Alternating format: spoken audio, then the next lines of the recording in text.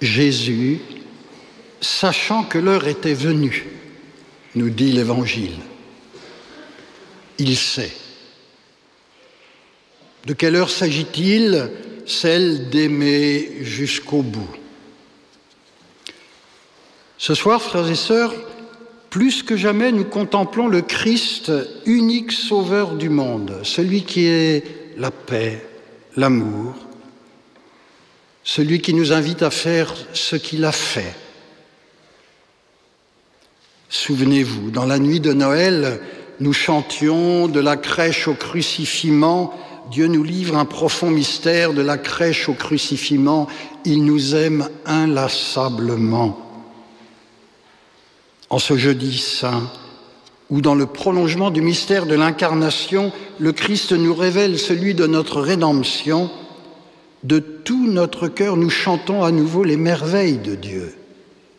De ce Dieu qui, en son abaissement, nous offre le mystère de son corps et de son sang, nous aime infiniment et inlassablement.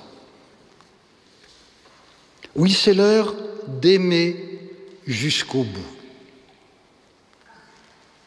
C'est l'heure du repas, c'est l'heure du grand rendez-vous de l'amour, c'est l'heure de ce jour du corps livré, du sang versé. Et nous le savons, en ce corps et en ce sang est la source de la vie. Ce soir-là, il y avait une foule grouillante à Jérusalem, venue pour célébrer la Pâque.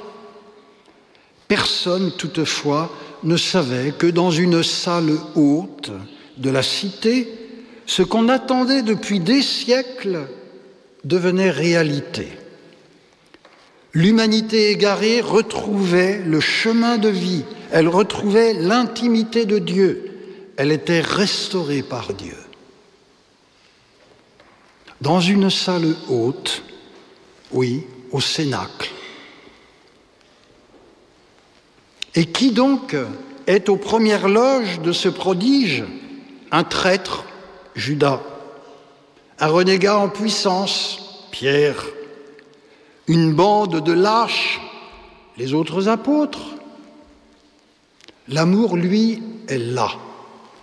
Il s'abaisse, il tente tout et il aime jusqu'au bout. Dans une salle haute,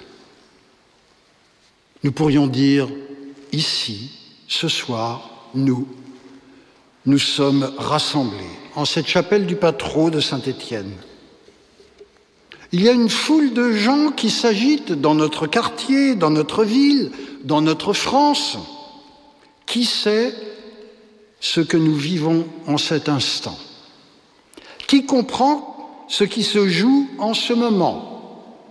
Qui sommes-nous?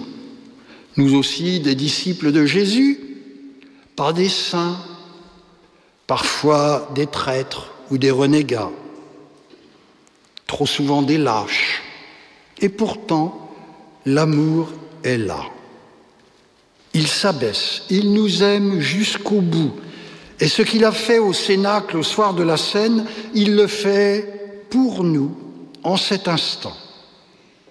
Là est la source de la vie. Oui, c'est l'heure d'aimer jusqu'au bout. Et c'est l'heure aussi de s'abaisser. Jésus s'abaisse. Lui qui est de condition divine, qui s'anéantit lui-même, prenant notre condition humaine, prenant la condition d'esclave. Et la scène peut choquer. Dieu à genoux devant le traître, comme le suppliant de se laisser aimer. Le Verbe fait chair, le Christ, s'abaissant devant le renégat pour lui laver les pieds. Le Saint de Dieu s'humiliant devant l'homme, le Seigneur suppliant le pécheur, le Maître se faisant l'esclave servi comme un maître. Nous ne pouvons que nous émerveiller, contempler, admirer et nous écrier quel abaissement, quel amour, quel amour. Le propre de l'amour est de s'abaisser, disait la petite Thérèse de l'Enfant Jésus. Que se passe-t-il donc ici pour nous ? Jésus nous redit son amour, il se penche, il nous donne nourriture, vie, force, baume au cœur, tout vient de lui. Que j'appelle, que je crie vers lui, pour les petites comme pour les grandes choses, que je joigne les mains en le suppliant. Seigneur, j'ai besoin de toi, et aussitôt, comme un bon serviteur, il est là. Nous pouvons toujours protester, Seigneur, je ne veux pas que tu t'abaisses ainsi, c'est trop, je ne veux pas que tu prennes ton tablier, que tu te fasses mon serviteur. Mais s'il ne s'abaissait pas jusque-là, que deviendrions-nous ? Parce que Jésus ne cesse de s'abaisser, nous espérons, et nous espérons parfois contre toute espérance, et nous vivons. Ce que j'ai fait, dit Jésus, ce que j'ai fait pour vous, faites-le, vous aussi. Et nous en avons l'expérience humaine. Les parents veulent se pencher sur leur petit pour l'accueillir, non pour le détruire, l'anéantir. Ils sont co-créateurs, ils se font serviteurs, ils se penchent, ils admirent. Que leur enfant les appelle, ils accourent. Qu'ils crient et supplient, ils se précipitent. Et nous voulons aussi nous pencher sur nos anciens, nos personnes âgées, nos malades, nos handicapés. Sont-ils courbés, brisés, démunis, défigurés même ? Il nous faut les choyer, les accompagner, les servir, les soulager, non pas les euthanasier. Leur vie, comme la nôtre, est née du corps et du sang de Jésus. Et nous voulons aussi nous pencher sur les Judas, les Pierres, les larrons, les brigands, sur ceux qui font tout pour ne pas être aimés. Nous voulons prendre le tablier de l'humilité pour aller vers eux et, comme le Christ, leur laver les pieds. Frères et sœurs, tant qu'ici-bas, des hommes et des femmes, des jeunes et des moins jeunes, sauront s'abaisser pour servir, se donner et aimer, des chemins d'espérance ne cesseront de s'ouvrir. Tant que les disciples du Christ feront pour les autres ce que Jésus a fait pour eux, l'espérance brillera sur notre terre. Oui, Jésus s'est donné jusqu'au bout, c'était l'heure d'aimer. Il s'est abaissé. Et c'est aussi pour lui l'heure de se donner à manger.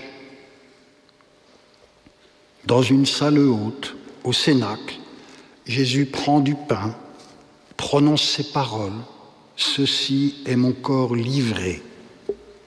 Il prend la coupe. « Ceci est mon sang versé ». Ce sont des paroles créatrices, des paroles de vie. Prenez, mangez. Et c'est là notre vocation, notre vraie vie. Il faut s'abaisser pour servir, il faut servir jusqu'à donner sa vie, il faut manger le Christ pour devenir le Christ et aimer jusqu'au bout comme lui.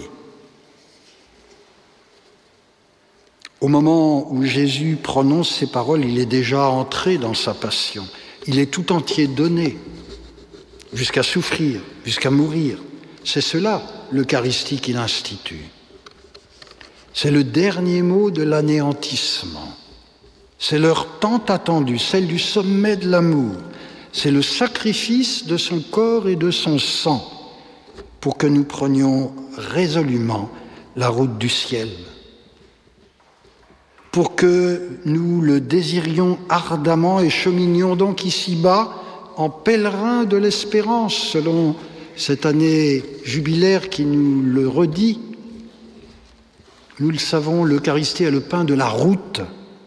Si vous ne mangez pas, si vous ne buvez pas, vous ne parviendrez pas au but. Vous n'avez pas la vie en vous, vous n'entrerez pas au ciel. Frères et sœurs, il nous faut être vraiment nourris de l'Eucharistie. Que faire sinon faire mémoire, c'est-à-dire rendre présent, garder présent ce sacrement où tout est miracle. Et soyons-en sûrs, le monde ne vit que par ce grand miracle.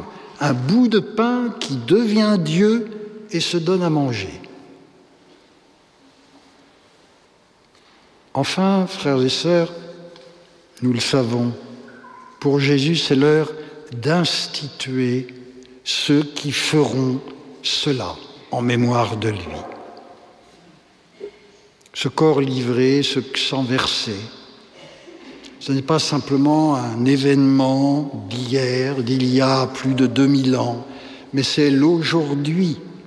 Dieu nous aime à toute heure et il est toujours pour nous l'heure d'aimer Dieu. Comme j'ai fait, vous aussi faites-le. Ces paroles s'adressent à tous, mais nous sentons bien qu'elles ont une portée, une puissance toute particulière pour ceux que le Christ choisit le soir de la scène comme instrument du salut, comme ces icônes vivantes à travers les siècles. Les prêtres. Les prêtres. Ô messieurs, disait saint Vincent de Paul, qu'un bon prêtre est une grande chose. Que ne peut pas faire un bon ecclésiastique? Quelle conversion ne peut-il pas procurer? Des prêtres dépend le bonheur du christianisme. Alors qu'il est doux de voir Jésus aujourd'hui encore, oui, servir, nous servir, donner, tout donner, oui, aujourd'hui encore, comment? En la personne des bons prêtres et des bons évêques. Et il y a tant de bons prêtres et de bons évêques. Faites-le vous aussi, faites cela en mémoire de moi. Et ils le font. Seul le prêtre peut rendre Jésus présent sur nos autels. C'est parce qu'il y a des prêtres qu'il peut y avoir nos communions eucharistiques. Et il faut donc prier pour les prêtres, pour vos prêtres. Priez pour qu'il y ait toujours de saints prêtres, de ceux qui s'abaissent jusqu'à laver les pieds de tous, de ceux qui s'immolent et font descendre en leurs mains celui qui est tout amour. Frères et sœurs, voulons-nous vraiment être lavés par Jésus? Voulons-nous vraiment le pain de la vie éternelle? Voulons-nous vraiment être immergés dans l'amour infini du cœur de Dieu? Alors, je le redis, il nous faut des prêtres. Voulons-nous vraiment des prêtres? Qui pourrait prétendre qu'il peut s'en passer? Il faut donc faire de chaque famille, de chaque communauté chrétienne, un jardin où sont suscitées et cultivées les vocations, une pépinière où germent et s'épanouissent de nombreux et saints prêtres.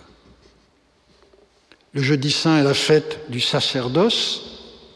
Priez pour vos prêtres, pensez à leur souhaiter une bonne fête et que par la sainteté, l'exemple de leur vie, ils soient pour tous des chantres de l'espérance et qu'ils soient toujours avec vous et au milieu de vous des pèlerins de l'espérance.